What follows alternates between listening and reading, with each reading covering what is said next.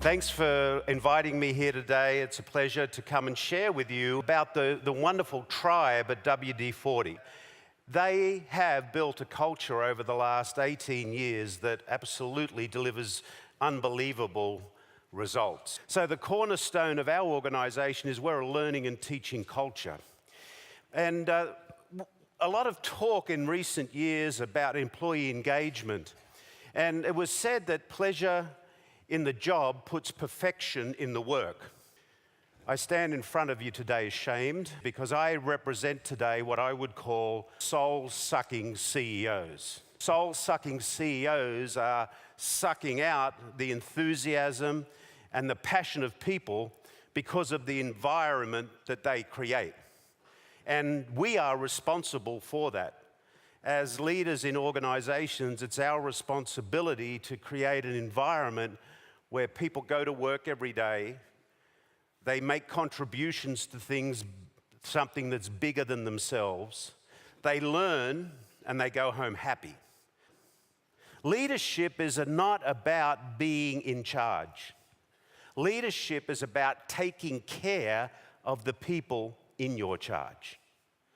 But we have failed. The latest research tells us that about 67% of people who are going to work in our organizations today are either disengaged or actively disengaged. In the United States alone last year, that cost the economy $2.1 trillion.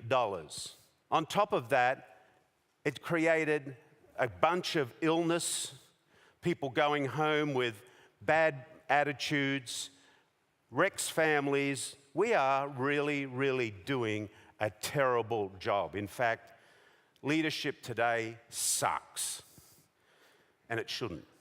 Because leadership is 24/7, 365 days a year. It's like performing on a Broadway show without intermission. Leadership is a contact sport. It's showtime. And if you can't be a good leader, don't.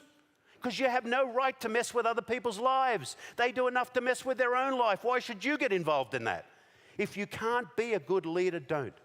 As someone said this morning, be a good something else. Be an excellent something else.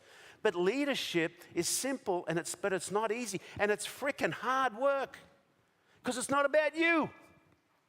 It's about the people that you are there to take care of. Because as I said, leadership is not about being in charge. It's about taking care of those in your charge. Sinek says, people don't buy what you do, they buy why you do it. And most organizations know what they do. Some know how they do it. Not many know why they do what they do. So, in our business at WD-40, as described earlier, we sell a product that stops squeaks. So, when our people get up every day, what is their purpose? We're in the memories business. We exist to create positive, lasting memories, solving problems in factories, homes, and workshops of the world. A memory is something that stays with you forever. I can guarantee you all one thing. You're not getting off this planet alive. And it doesn't matter how much money you've got, or what you've done in life, the size of the box isn't going to change too much. But what you do have the opportunity to do is create memories that are positive and lasting and stay with their people. So our why is we create positive, lasting memories. That's why we get up every day. How do we do that? We create positive, lasting memories by cultivating a tribal culture that cultivates learning and teaching, which produces a highly engaged workforce that lives our company's values every day. And our values are the glue that keeps us together, that gives us freedom. So here's the model that we use. The pillars of people, purpose, passion, and products on the support of care, candor, accountability, and responsibility. So if you work at WD-40 Company, we care about you. Candor is about honesty. No lying, no faking, no hiding. Accountability. Accountability is a two-way street. The most important part about accountability is there a clear description of what we expect from each other? Then we have responsibility. We openly talk about responsibility. We empower people with what we call our maniac pledge. Here it is. I am responsible for taking action, asking questions, and getting answers, and making decisions. I won't wait for someone to tell me. If I need to know, I am responsible for asking. I have no right to be offended that I didn't get this sooner. And if I'm doing something others should know about, I'm responsible for telling them. That's the pledge we take at the tribe, because responsibility is our responsibility. This gives people the permission to take out of the finger pointing. Hey, that person. No, you're responsible. Culture eats strategy for breakfast. Peter Drucker said that. But what's important about culture is it's the beliefs, values, attitudes, and resulting behaviors that build culture. And culture isn't built in a day. You don't get the fairy dust and do this over the organization, and the fairy dust culture creates this environment. But you've got to have the framework in place to be able to grow within the culture. The framework that we talked about care, candor, accountability, responsibility, authenticity, openness, the reduction of fear and failure so that people are free. So in the model, you've got to have people, a culture. You've got to have your why. Why do we get up every day? Are we enthusiastic about making a difference in what we do? We have our values that set us free, and I'm going to touch on those in a moment. And then I discovered this little area down here that I call the typhoon zone. This is where most companies are always. It's all about the strategy, the planning, and the tactics, instead of the complete loop. So they're there strategizing and executing, strategizing and executing, strategizing and executing. The typhoon starts to absolutely flow, and they start to destroy the morale. They start to destroy the passion, because the other areas of the business that really make it happen are being excluded. So we plan and we execute, but we come out of that and we have another amazing thing that we do. We have a learning moment. We don't make mistakes at WD-40 Company. We have learning moments. So our culture, being a learning culture, is all about having lots and lots and lots of learning moments and sharing them for the benefit of all. So let's talk about our values. Most companies believe that values are important. Some companies have them, and the worst ones are those ones that are on the brass plaque that's in the foyer or the lobby. If you don't have those, you could forget it. Values need to be on the most coffee-stained wrinkle piece of paper in the organization. In fact, our values are embedded in our performance management system. And every conversation we have with our tribe members, we talk about whether they've visited or lived our values. Our values are hierarchical. Number one is more important than the last one. So you can't cherry pick the value to the situation. And each of these values has a paragraph that describes what good behavior looks like under those values. Our first value is we value doing the right thing. Now you might say, that's pretty bland. But let me tell you the power of that. Anyone in the organization, in any situation, can say, do we think this is the right thing to do? So it sparks the conversation. Our second one is we value creating positive, lasting memories in all of our relationships. We want to create positive, lasting memories with our shareholders. We're a public company, right? If we take care of our people will take care of our customers, and the customers will take care of our shareholders. So it's important that we create positive, lasting memories with our shareholders, with our customers, and our end users, and our people. And we have to serve all three. We value making it better than it is today, which talks about innovation. We value succeeding as a tribe while excelling as individuals. What does that mean? It means the tribe comes first. We value owning it and positive and passionately acting on it, which is our commitment. And the last one is we value sustaining the WD-40 economy, which really means we need to be profitable. But why do we say it that way? Because if we build a strong economy, the economy will take care of its people. Values free people. So in our organization, anybody can make a decision to do anything because micromanagement isn't scalable.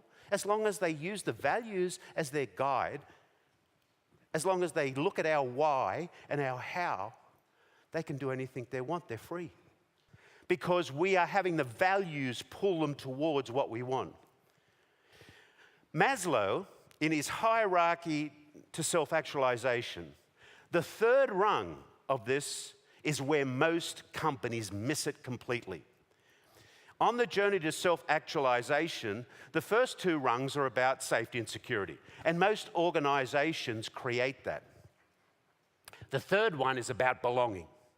Why do most people leave organizations? Because they don't feel like they belong. Whose fault is it? Soul-sucking CEO's fault. Because we create that crappy environment. So we need to look ourselves in the mirror and say, we can't do that.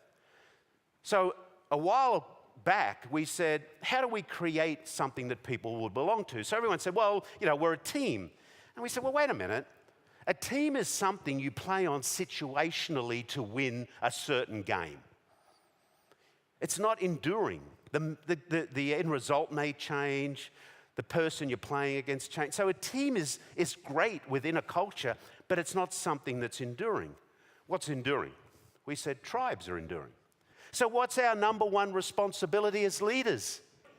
If we wanted the tribe to succeed and grow and thrive, our number one responsibility is to be an always learner and an always teacher. The second thing is values. Tribes had values. You have to have values in an organization to set people free, to give them the parameters so they can be free to do what they need to do. There's belonging within a tribe. How do we see belonging? Well, they wear certain uniforms. They may have badges that says, I belong to this tribe. So the belonging is there. The caring is there. They're future-focused. Good tribes, good tribal leaders are making sure they're looking at the future. They're looking out, scanning the opportunities and the risks. And there's celebration. Don't take ourselves too seriously. Life is a gift. We have to celebrate good times. And we have to be there to support our people. A tribe is there to look after each other, to protect each other. Not one of us is as good as all of us. And that's why the tribal culture is so important. 10 traits of leadership. I've learned over time that there are 10 traits of leadership that are important. And these are hierarchical as well. Number one is leaders involve their people. Leaders are always in servant leadership mode. Leaders are expected to be competent. Leaders are connected with a high degree of EQ, emotional intelligence. I have seen more people with leadership potential. They were brilliant people, but they had low EQ. They didn't understand that as a leader, it's about empathy, not about ego. Leaders need to have a strong sense of self-worth. It's often said that a great leader has a level of self-worth that is slightly above that the facts would validate. Slightly above. Leaders love the gift of contrarians. I'll tell you a quick story. I love this one because I get to tell you about my mum. My mum was one of the greatest givers of feedback you've ever met in all your life. She was the ultimate contrarian. There's only 2 words you need to know when your mum's 97. Yes, mum. The only word you need to know. Any others, no value. Sit down, Garry. Yes, mum. Would you like a cup of tea? No, mum, boom, you got a cup of tea whether you wanted it or not. I made you some breakfast. I had some on the plate, and boom, you got breakfast whether you wanted it or not.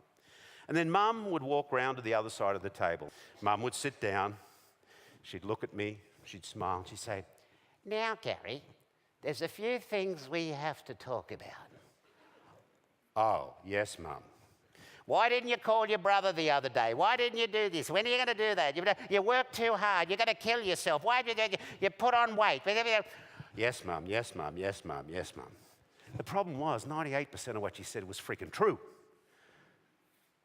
You need to have those cups of tea with your mum. But you need someone in your organization that has the trust in you and you the trust in them that can have that cup of tea with you. My challenge to you is, do you have that contrarian that is actually going to tell you what you need to hear? And all you need to say is not yes, mum, but thank you. Because 98% of what they're saying is probably true. Instead of preparing yourself to give the answer. Leaders move forward. Leaders do what they say they're going to do. And leaders are champions of hope. Of course we are. Of course we are. Because we can see out further than anyone else. Because we come out from underneath. And people want hope these days. There's enough crap going on in the world. Let's create something that people can look to and hope for and be what they need to be. So here's my latest letter to my shareholders.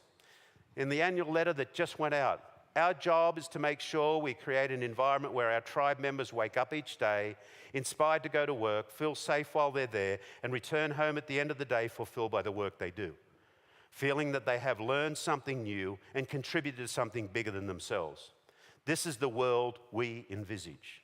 If we can create this world for our people, they will take care of our customers, and that will, in turn, take care of our shareholders. And we have proof that if you do take care of your people, not only do you have a lot of fun, but you create a great place to work. Your vibe will attract your tribe. And as we go on, this culture will exist way into the future because it's so strong now that if you come into the tribe and you do not align with the tribal values, they'll vote you off the island. You will be spat out. That's how strong the culture is. So if you want to read the book that Ken and I wrote, Helping People Win at Work, there it is. You can follow me on Twitter at Learning Moment. And if you want to look at my website where some of this stuff is, I write blogs and stuff occasionally. Use anything you want. Anything I have is free. I give it all away. If it can help you build a better organization, please use it. Thank you very much for letting me share with you this afternoon. We have something significant yet to do, and we can do it. So please do not subscribe to the soul-sucking CEO Club. Thank you.